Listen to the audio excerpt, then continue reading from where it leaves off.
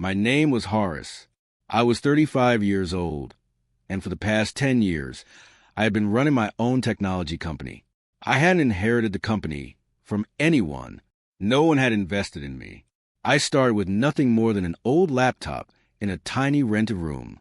I slept only 3 hours a night, worked 16-hour days, and there were many times when a single sandwich was all I ate for an entire day. By the grace of God, my company was successful now. I had a beautiful home, a nice car, and, most importantly, peace of mind. But there was one thing that had never changed. My family. They had always treated my wallet like it was their personal bank. Whenever someone wanted a new car, my phone rang. Whenever someone fell behind on a loan payment, my phone rang. Whenever someone planned a vacation, my phone rang.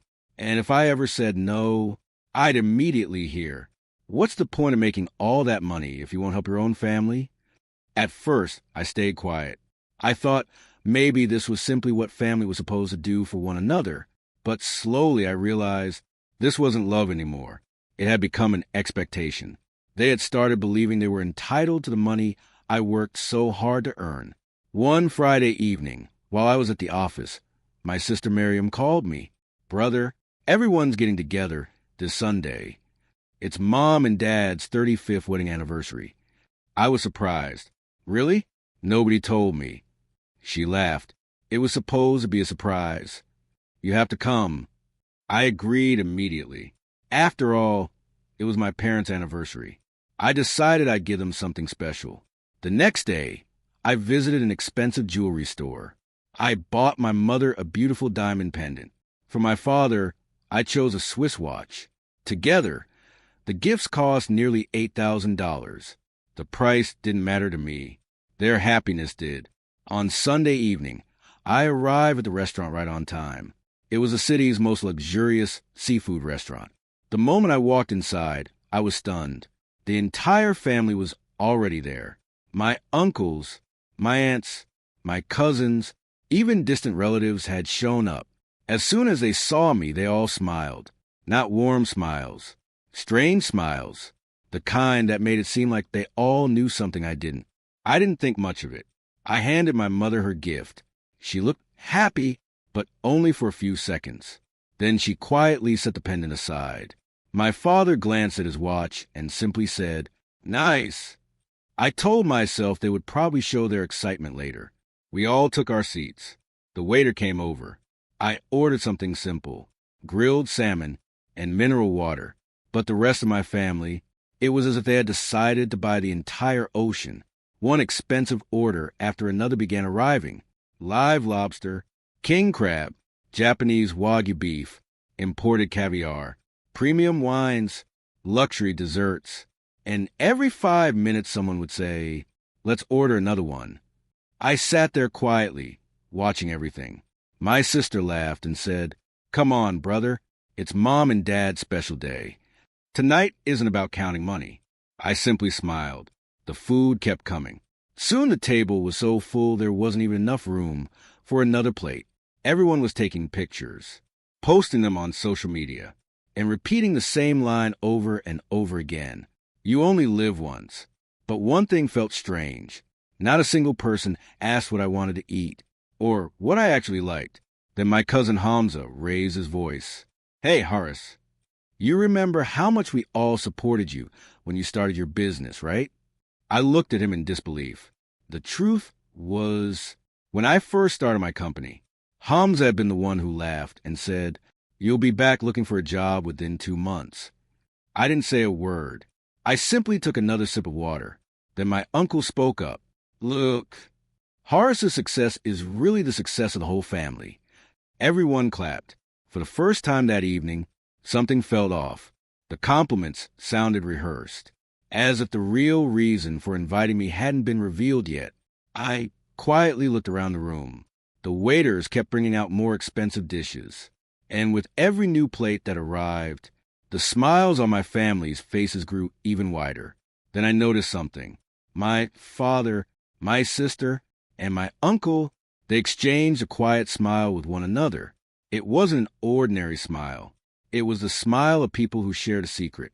And for the first time that night, a terrible feeling settled in my chest.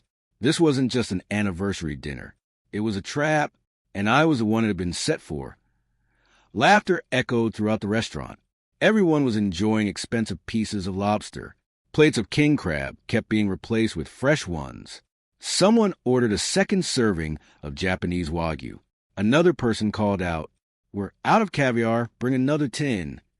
I sat there quietly, simply watching it all. The same simple grilled salmon was still sitting on my plate. I hadn't even finished half of it. A few moments later, the waiter brought over another bottle. I glanced at the label. It cost nearly $800. A slight frown crossed my face. I quietly asked, "Who ordered that?" My uncle laughed. "Come on, who keeps track of prices on a day like today? You don't look at the cost when you're celebrating." The whole family burst into laughter. I forced a small smile. But deep inside, an uneasy feeling was beginning to grow. About 2 hours later, dinner finally came to an end. People were sipping coffee. Some were taking selfies. Others were posing for pictures with the waiters. Then the waiter returned carrying the bill inside a black leather folder. With perfect manners, he placed it in the center of the table. The laughter that filled the room only seconds earlier vanished. It was as if the entire restaurant had fallen silent. My family looked at one another. Then, slowly, every pair of eyes turned toward me. I looked around, confused. "What?" My father straightened in his chair and smiled. "Son, why don't you take care of the bill?" I stared at him for a moment. "Me?" My uncle spoke immediately. "Come on, what's $4,000 to someone like you?" My aunt joined in. "You own a successful company. It would be ridiculous for you to worry about such a small amount." My sister added with a fake smile, "Besides, it's Mom and Dad's anniversary. Consider this your gift to them." I slowly pulled the bill toward me. When I looked at the total dot, I fell silent. $4,286.75. That was just the food. The tip wasn't even. Included, I read through the receipt line by line, every single item. Then something caught my attention. Nearly 90% of the food listed, I hadn't even touched. I'd ordered only one grilled salmon and one bottle of mineral water. I looked up. "Who ordered all of this?" Hamza laughed. "All of us. But you're the successful one in the family. It's about time you treated everyone." The entire table laughed again. I turned to my father. This time, he spoke with complete seriousness. "Son, the eldest son is supposed to take care of the family's biggest expenses." I calmly asked, "Since when was that decided?" He replied, "These things aren't decided. Responsible people simply understand their responsibilities." His words brought back years of memories. The day I received my very first paycheck, and my father said, "Give half of it to the family." Then my sister's wedding, when I spent nearly all my savings. Then the loan I gave my uncle's son to start his business, money that never came back. Then my uncle's medical bills, my aunt's home renovations. Every single time, I heard the same sentence: "We're family." But when I needed help, back when I was struggling to build my business, these same people had said, "We're not interested in throwing our money away." And now, those very same people were telling me it was my responsibility to pay for them. I closed the receipt. Then I said calmly, "I'll pay only for what I ordered." It felt as though the air had been sucked out of the restaurant. Complete silence. For several long moments, no one spoke. Then my sister snapped, "You're joking, right?" My uncle slammed his hand on the table. "You should be ashamed of yourself." My aunt glared at me. "You're rich, yet your heart is so small." My father's face turned bright red. In a cold voice, he said, "Haris, if you don't pay this bill today, then don't ever consider yourself part of this family again." I looked him straight in the eyes. Then I slowly reached into my pocket and pulled out my wallet. The smiles immediately returned to everyone's faces. They were convinced, just like every other time, that I would give in. I pulled out a card, but instead of handing it to the waiter, I took out my phone. Then I dialed a number, a single phone call that would completely change the atmosphere of the restaurant. Within the next 15 minutes, I didn't put the phone on speaker. I made only a brief call. Hello, Mr. Cameron? Yes, sir. Can you and the team come over? We're nearby. We'll be there in 10 minutes. Perfect. Thank you. I ended the call. The entire family was staring at me. My uncle laughed sarcastically. What's wrong? Calling the bank for a loan. Hamza burst into laughter. Looks like even $4,000 is too much for you. I didn't respond. I calmly took another sip of water. The waiter was still standing beside the table, holding the bill. I looked at him and said, Please give us 5 more minutes. He nodded respectfully and stepped aside. My father spoke in a stern voice. Haris, don't make a scene. People are watching. For the first time that evening, I looked him directly in the eyes. Dad, I'm not the one making a scene. The scene started the moment all of you decided that I was paying this bill. Silence fell over the table. My sister looked away. My uncle quickly interrupted. When did we ever say that? I slid the receipt toward him. Every single person at this table ordered the most expensive items on the menu, yet not one of you asked how the bill will be divided. Why? No one had an answer. 5 minutes later, the restaurant doors opened. 2 people walked inside. One was a middle-aged man dressed in a tailored suit. Beside him was a young woman carrying a laptop and several folders. They walked straight toward our table. Good evening, sir. I stood up. Good evening, Mr. Cameron. My father's eyes widened. Who are they? I answered calmly. This is Mr. Cameron, the chief financial officer of my company. And this is our legal advisor, Ms. Aisha.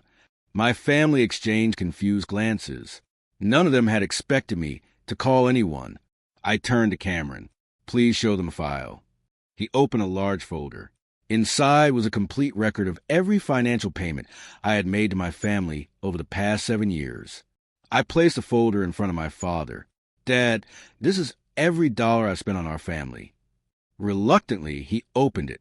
The moment he read the first page, the color drained from his face. Miriam's wedding, $62,000. My uncle's son's business, $48,000. Loans to my other uncle, $31,000. My aunt's home renovation, $19,500. My father's new car, $85,000. And then dozens of other payments, large and small. The grand total, $913,400. The entire family sat frozen. Hamza stared at the pages. Is all of this real? Cameron answered calmly. Every payment is supported by bank records. Every transaction has its receipt. My sister looked at me nervously, but we were family. For the first time, my voice became firm. Exactly. And because you were family, I never asked anyone to repay a single dollar. But today, I picked up the restaurant bill. Today, all of you treated me like your personal ATM. My father sighed. Son, don't turn such a small issue into something this big. I smiled. Dad, this isn't about $4,000. The real problem is that every one of you assumed you'd simply tell me to pay, and I'd quietly do it. By now, several people seated around the restaurant were watching us. They didn't know the full story, but they could tell something serious was happening. I took out my credit card, handed it to the waiter, and said, Charge me for my meal, 1 bottle of water, and the tax. The waiter quickly calculated the amount. Sir, your total comes to $78. I tapped my card on the payment terminal. Payment approved. Then I picked up the remaining bill and placed it in front of my father. As for the rest of you can pay your own shares. The color instantly disappeared from everyone's faces. My uncle nervously searched through his pockets. Hamza lowered his head. My sister whispered, I don't have that much money. And just then, the restaurant manager began walking toward our table. The expression on his face made one thing perfectly clear. If this bill wasn't paid, this was about to become much more than just a family argument. The restaurant manager stopped beside our table. In a calm, professional tone, he asked, Sir, is there a problem with the payment? My father immediately forced a smile. No, Everything's fine. We're just working out the bill among ourselves. The manager nodded politely. Of course. If you'd like, we can also split the bill according to each guest's order. The moment I heard those words, I couldn't help but smile. I looked at him and said, Yes, please. That's exactly what I'd like. For a moment, my entire family froze. My uncle nearly jumped out his chair. No, there's no need for that. The manager looked puzzled. Why not, sir? Before anyone else could answer, I spoke. Because I've already paid for my meal. Everyone else can pay for their own. The manager immediately signaled to the waiter. A few minutes later, separate receipts were placed in front of every guest. And that's when the real drama began. My uncle received his bill, $924. His eyes widened. What? How is it this much? The waiter answered calmly. Sir, you ordered 2 lobsters, 1 king crab, imported caviar, and 2 bottles of our premium reserve. My uncle had nothing to say. Then it was Hamza's turn. His bill came to $683. He immediately protested. There has to be some mistake. The waiter showed him the receipt. Sir, every item was served to your table, and each order was placed under your name. Hamza fell silent. Then my sister Miriam looked at her receipt. $517. She immediately turned toward my father. Dad, I don't have that much money. My father avoided her eyes, because sitting in front of him was his own bill, $1,104. For the first time that evening, he had nothing to say. Just moments earlier, he had been lecturing me about responsibility. Now he was counting the credit cards in his wallet. My mother quietly whispered, Maybe Haris can pay the rest. I looked at her gently. Mom, I've already paid my share. Today, everyone pays for what they ordered. My uncle stood up angrily. You're humiliating us in front of everyone. I calmly met his gaze. Really, when all of you decided in advance that one person would pay a $4,000 bill, did any of you stop to think about how that person would feel? No one answered. Around us, other diners had quietly begun watching our table. But this time, I didn't feel embarrassed, because I hadn't treated anyone unfairly. I was simply doing what should have been done from the beginning. A few moments later, the manager returned. He spoke politely. Sir, if anyone is having trouble with payment, we can also split the amount across multiple credit cards. The moment he said that, everyone reached for their wallets. One person handed over 2 different cards. Someone else checked their credit limit. Another opened their banking app on their phone. For the very first time, they realized that ordering expensive food was easy. Paying for it was another story. It took nearly 30 minutes before every payment was finally processed. At last, the final receipt was printed. I stood up from my chair and put on my coat. My mother looked at me softly. Haris, are you angry? I looked back at her. No, Mom. I simply ended a bad habit today. From now on, I'll always help out of love, but never because someone expects it or demands it. I said goodbye to everyone. Then I walked out of the restaurant. I honestly thought the story ended there, but I was wrong, because the very next morning, a message appeared in our family's WhatsApp group, one that would turn a single argument over dinner into an all-out family war. The next morning, I woke up to the nonstop buzzing of my phone. I looked at the screen. There were over 100 new messages in our Family United WhatsApp group. I opened the chat. The very first message was from my uncle. Last night, Haris humiliated his own parents in front of everyone. A moment later, my aunt wrote, Money makes people arrogant. Then came a message from my sister, Miriam. I never imagined my own brother could be this selfish. One by one, everyone turned against me. Some wrote, He doesn't even consider us family anymore. Others said, the moment he became rich, he forgot how to respect his elders. One message even read, Parents are better off childless than having a son like him. I quietly read every single message. I didn't reply to a single one. About 10 minutes later, my father's message appeared. Everyone come to our house at 6 this evening. Haris, you too. Tonight, We'll decide whether you still deserve to be part of this family." The group immediately exploded with replies. "Exactly. He needs to be taught a lesson.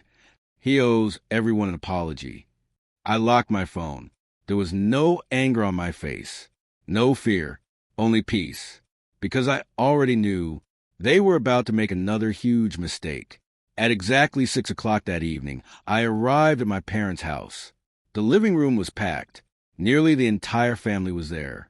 It looked less like a family gathering and more like a courtroom. The moment I walked in, every eye turned toward me. Without saying a word, I sat down in an empty chair. My uncle didn't even bother greeting me.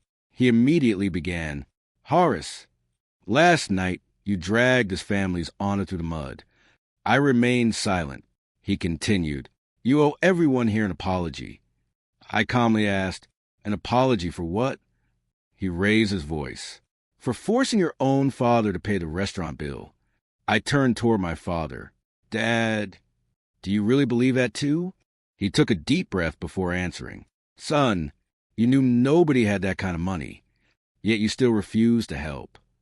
I quietly asked, "Then when everyone ordered over $4,000 worth of food, why didn't anyone stop to think that maybe I wasn't comfortable paying for all of it either?" Silence filled the room, but only for a few seconds. My sister suddenly spoke. "Why do you always make everything about money?" I looked at her. "Because somehow every conversation always ends with my money." She had no response. I reached into my bag. Then I pulled out the thick folder, the same folder containing every dollar I had spent on my family over the past 7 years. I placed it on the table. "Let's play a little game." Everyone looked at me with confusion. I opened the first page. "Miriam, who paid the $62,000 for your wedding?" She answered quietly, "You did." I turned to the next page. "Uncle, who gave Hamza $48,000 to start his business?" He lowered his eyes. "You did." I turned another page. "Dad, who paid $85,000 for your new car?" He replied softly, "You did." I continued going down the list, one name after another, one expense after another, and every answer was exactly the same. "You did." Finally, I closed the folder. Then I asked just one question. "Can anyone in this room tell me, over the past 7 years, has even one of you ever asked me, 'Haris, how are you doing? Is there anything you need?'" The room fell completely silent. No one answered, because there wasn't an answer. Then the doorbell rang. My father looked confused and walked to the front door. A man in a business suit was standing outside. He was holding an official envelope. He asked, "Does Mr. Rashid live here?" "Yes, that's me." The man handed him the envelope. "You've been served with a legal notice. Please sign here to confirm receipt." The entire family exchanged nervous glances. My father accepted the envelope with trembling hands. As soon as he read the first few lines, the color drained from his face. He slowly looked up at me in disbelief. "Haris, what is this?" I answered calmly, "Dad, this is only the beginning." Silence filled the room. My father's hands were trembling. He read the legal notice again. My uncle finally broke the silence. "Well, what does it say?" Without a word, my father slowly handed him the document. My uncle read a few lines, and the color drained from his face. This is a notice from an attorney." My sister looked alarmed. "A legal notice? About what?" I stood up from my chair. Then I slowly walked to the center of the room. "There's no need to panic. I'm not suing anyone for money." Everyone looked at me in confusion. I continued, "This notice is simply an official declaration. As of today, a new legal structure has been put in place to protect my company, my bank accounts, and all of my personal assets." My uncle frowned. "What does that mean?" I placed another folder on the table. "It means that from today onward, no one will be able to take out loans using my name. No one will use my company's name without authorization. And most importantly, not a single dollar will be released to anyone without my written approval or my direct authorization." The room fell silent again. I knew exactly why those words hit them so hard, because for years they had been doing exactly that. Someone would use my name to get a discount. Someone would tell a supplier, Horace will pay later. Someone would call my accountant. Someone would pressure my employees into approving favors. I had never stopped them, but now everything had changed. Just then, my chief financial officer, Cameron, walked into the room. I had already asked him to come. He placed a short financial report on the table. Over the past 3 years, he began, the company has suffered a total loss of $121,000 due to unauthorized family requests, discounts, and payments. My uncle immediately protested. That's a lie. Cameron calmly placed receipt after receipt on the table. Emails, bank records, invoices. Every document had a date. Every payment had proof. Every unauthorized request had been documented. There was nothing left to deny. Tears welled up in my sister's eyes. Brother, did we really cause that much damage? I answered gently, not intentionally, but yes, you did. My father sat there in complete silence. For the first time in years, he had no argument. After several long moments, he quietly said, Son, I had no idea things had gotten this far. I nodded. That's why I never fought with anyone. I only wanted to set healthy boundaries. Then I reached into my pocket and pulled out an envelope. I placed it in front of my father. He looked at it. What's this? I replied, Inside is a permanent monthly allowance for you and Mom. Your household expenses, medical bills, and daily needs will always be my responsibility. Tears began rolling down my mother's cheeks. Then I finished what I had to say. But that money is for the two of you only. No more uncles. No more cousins. No more relatives. No one will ever again ask me for money using my parents' name. The room was completely silent. Every single person understood. The old Horace was never coming back. I walked toward the front door. Just before leaving, I turned around and said one final sentence. Relationships are built on love, not on using people. Then I opened the door and walked away. What I didn't know was that the very next day, one member of my family would make a decision that would change not only my life, but the future of our entire family forever. The next morning, I was sitting in my office. Everything that had happened the night before was still running through my mind. I had made my decision. From now on, I was going to live my life in peace. If my family only needed me for my money, then perhaps distance was healthier than those kinds of relationships. Just then, my secretary knocked on the door. Sir, your father is here to see you. I sat quietly for a few moments. Then I said, Send him in. The door opened. My father slowly walked into my office. Today, there was no pride on his face, no anger, only exhaustion. He sat down across from my desk. For several moments, neither of us spoke. Finally, he looked at me and quietly said, Son, I was wrong. It was probably the first time in my life that I had ever heard my father admit he had made a mistake. He reached into his pocket and pulled out an envelope. Inside was a restaurant receipt for $1,286.75. He placed it on my desk. This is the restaurant bill. We all paid it together. And last night, for the first time, we realized how easy it is to spend someone else's money. I listened without interrupting. My father's eyes began to fill with tears. Horace, we always believed you were strong. So strong that we never stopped to think you could get tired, that you could be hurt, or that you deserved respect too. Slowly, the weight I'd been carrying for years began to lift. Just then, the office door opened again. My mother walked in. Behind her came Miriam, then my uncle, my aunt, my other relatives, until my entire family was standing inside my office. No one spoke, no excuses, no arguments, only silence as Ariam walked over and stopped in front of me. Brother, I always believed your money belonged to all of us, but I never stopped to think about how many sleepless nights it took you to earn it. She broke down in tears. Please forgive me. Then Hamza stepped forward. He handed me a check. This is the $48,000. You lent me to start my business. I may not be able to repay it all at once, but starting today, I'll pay back every dollar one installment at a time. My uncle lowered his head. We treated you like nothing more than a machine that made money. Today we finally realize you're just as human as the rest of us. I looked around the room. Then I quietly said, I never wanted my money back. I only wanted your respect. If you've truly changed today, that's worth more to me than anything else. My mother wrapped her arms around me. A few moments later, for the first time in years, my father hugged me too. That day, our family made a new rule.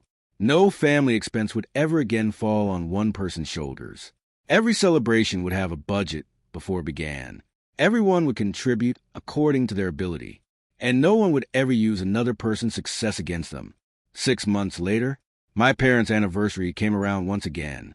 This time, we went to a simple neighborhood restaurant. No one ordered expensive lobster. No one tried to show off. When the bill arrived, my father smiled and said, This time, everyone pays for their own meal. The whole table laughed, including me, because that day, we weren't just paying for dinner. We were settling years of misunderstanding, greed, and selfishness. Lesson: love should never be measured by money. But when a relationship exists only because of one person's wallet, it isn't really a relationship. It's a transaction. And the day you establish healthy boundaries is the day people finally begin to respect your value. The end. If you enjoyed this story, don't forget to like the video, share your thoughts in the comments, and subscribe for more emotional and inspiring family stories.